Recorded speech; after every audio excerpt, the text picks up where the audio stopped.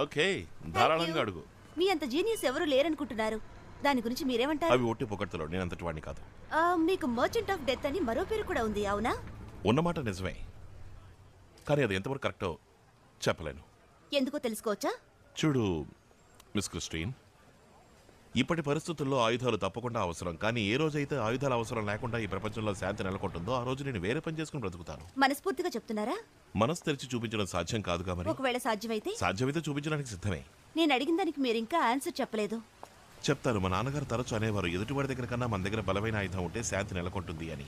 వాటిని తయారు చేస్తున్న మీరే ఇలా అంటున్నారంటే? మా నాన్నగారు తయారు చేసిన ఆయుధాలతోనే నాసీసుల్ని ఓడించారు, మ్యాన్ హాటన్ ప్రాజెక్ట్ లో పనిచేశారు, అందరూ వారిని హీరోగా కొనియాడారు. మరి దానికేమంటావు నువ్వు? వారదంతా చేశారంటే అందులో వారి స్వార్థం కూడా ఉంది. సరే, నాకు విషయం చెప్పు.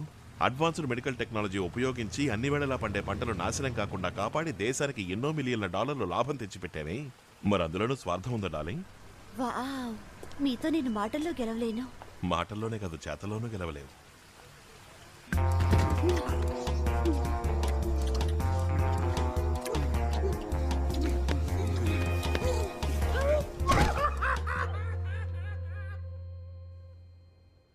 Good morning.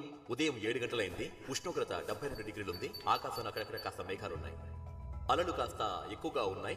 సరిగ్గా 10 గంటల 52 నిమిషాలకు అలలు ఉధృతంగా ఉండే అవకాశం ఉంది.